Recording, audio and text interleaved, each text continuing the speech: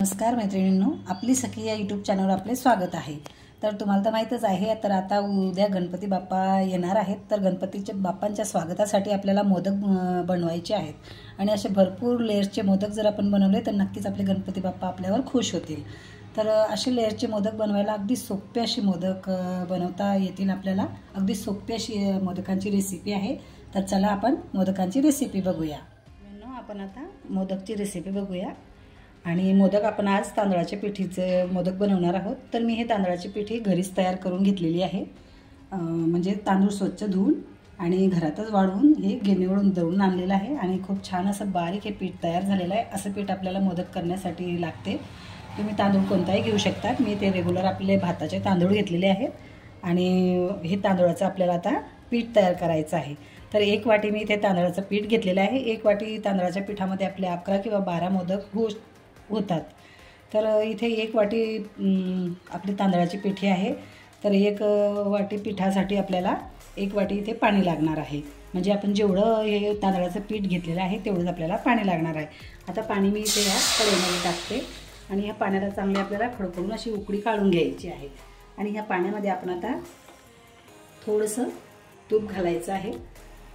अगदी थोडंसं असं तूप घालून घेऊया मध्ये पाण्यात आणि अगदी थोडंसं असं मीठ सुद्धा आपण या पाण्यात टाकून घेऊया आणि थोडीशी चिमूटभर साखर सुद्धा टाकू। म्हणजे आपल्या जी वरची पारी असते मोदकची तिला स्वाद खूप छान येतो आणि साखरनं खूप छान असा चिकटावा सुद्धा येतो आपल्या पिठीला। तर आता हे पाणी आपण छान उकळून घेऊया।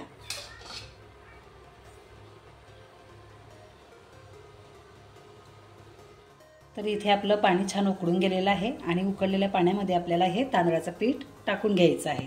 तर इथे तांदळाचं पीठ मी या पाण्यामध्ये टाकून घेतलेलं आहे आणि आपल्याला छान आता हे काम आता आपल्याला हे पटपट करायचं आहे। म्हणजे काय, आपल्याला हे पीठ छान ज्याप्रमाणे आपण पापडांचं पीठ घेरून घेतो त्याचप्रमाणे आपल्याला हे पीठ छान घेरून घ्यायचं आहे। तर तुम्ही बघू शकता अगदी पटपट हे करायचं असते, नाहीतर आपलं पीठ कडक पडू शकते।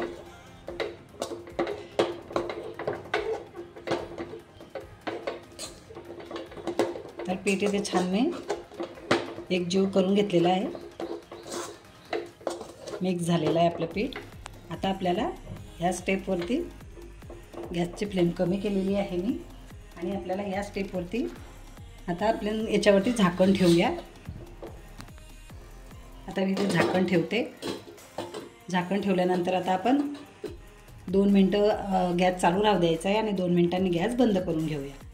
पारीचं पीठ आपलं मुरते आहे 10 मिनटं, तोपर्यंत आपण काय करून घेऊ, आतलं मोदकांचं सारण तयार करूया। तर सारण तयार करण्यासाठी मी इथे कढई ठेवलेली आहे गॅसवरती आणि आपल्याला त्याच्यात थोडंसं असं तूप टाकायचं आहे। तर मी अगदी 1 चमचाभर एवढं तूप टाकत आहे। तूप टाकल्यानंतर तुम्ही इथे बघू शकतात मी इथे हे घरीच नारळाचा खीस तयार केला आहे। ओलं नारळ घेतलं, नारळ फोडून घेतलं आणि त्याची जी काळी बाजू असते, नारळाची पाट असते, ती मी काढून टाकली आणि छान बारीक खिसणीने हे खीस तयार करून घेतलं। असं खीस तुम्ही घरी तयार करू शकतात। घरच्या खीसचे मोदक खूप छान लागतात। आता हे खीस आपल्याला ह्या तुपामध्ये टाकून घ्यायचं आहे। तर मी ते टाकून घेतले आणि आपल्याला हे छान परतून घ्यायचं आहे। हे आपल्याला फक्त 2 मिनिटच परतवायचं आहे की जेणेकरून जे आपल्या नारळाला जो ओलावा असतो, या नारळाच्या खिसाला जो ओलावा आहे तो फक्त ओलावाच आपल्याला काढून घ्यायचा आहे। म्हणजे आपलं नारळ सुकं करायचं आहे आपल्याला नारळाचा खीस। तर ह्या पद्धतीने छान परतून घेऊया।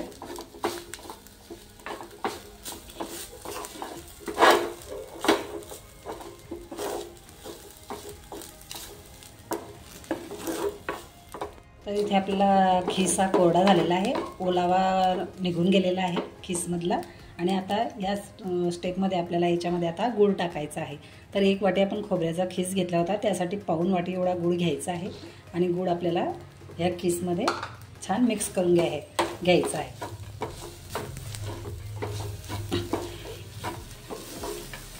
या पद्धतीने गूळ छान मिक्स करून घेऊया।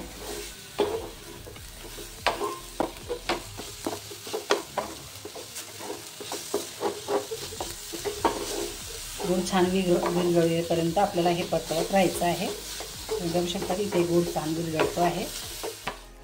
तर आपला इथे सारण तयार होत आलेलं आहे। गूळ छान विरघळलेला आहे आणि या स्टेपमध्ये आपल्याला इथे टाकायचं आहे अर्धा चमचा एवढी खसखस आपण छान भाजून घेऊया आणि अगदी चिमूटभर एवढं आपल्या वेलदोड्याची पूड टाकायची आहे आणि ही खसखस आतल्या आतमध्ये आपण भाजून घेऊया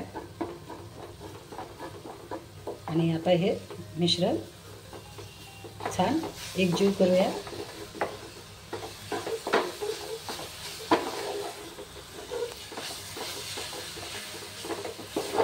तर इथे आपलं हे मोदकांचं सारण तयार झालेलं आहे। तुम्ही बघू शकता छान कोरडं सुद्धा झालेलं आहे।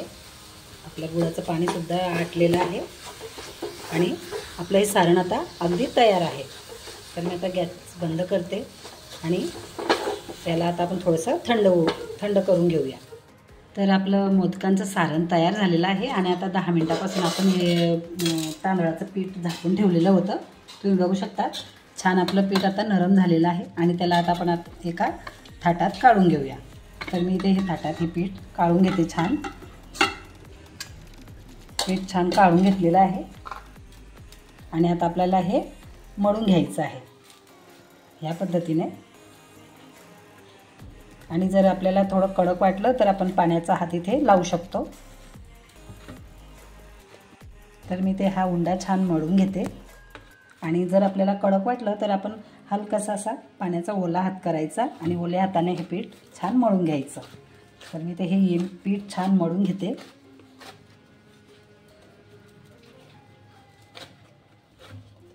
हे उंडा आपला छान मळून झालेला आहे तयार आणि आता आपल्याला याचे मोदक तयार करायचे आहेत।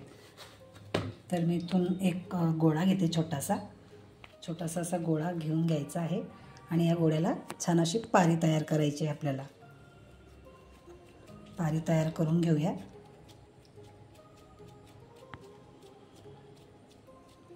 तुम्ही लाटून सुद्धा घेऊ शकता पण मी इथे हातानेच हे तयार करत आहे।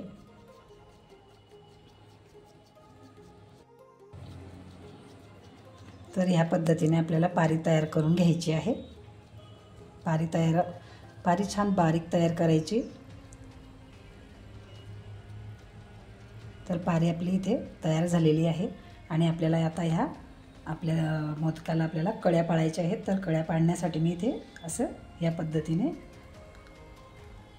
असे आपल्याला कळ्या पाडायच्या आहेत। कळ्या अगदी खालपर्यंत पाडायच्या म्हणजे आपल्या मोदकाला छान कळ्या येतात।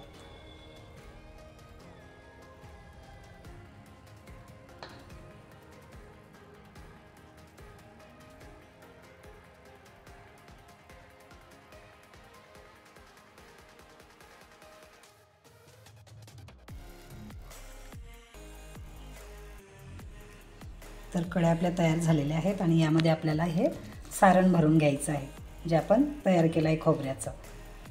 तर मी इथे हे सारण भरून घेतलेलं आहे। तुम्हाला लागेल तेवढं तुम्ही सारण भरू शकतात आणि ह्या कढया आपल्याला छान आता जोडून घ्यायच्या आहेत। अगदी अलगद आपल्याला ह्या कढया जोडायच्या आहेत म्हणजे आपल्या मोदकाला छान कढया पडतील खालपर्यंत।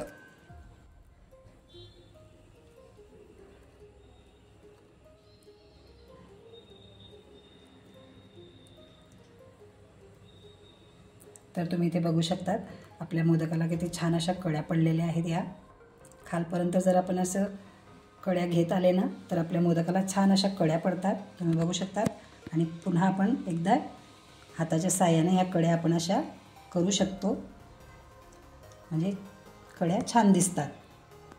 तुम्ही बघू शकता किती कड्या दिसत आहेत आपल्या मोदकाला आणि याच पद्धतीने आपल्याला सगळे मोदक बनवून घ्यायचे आहेत।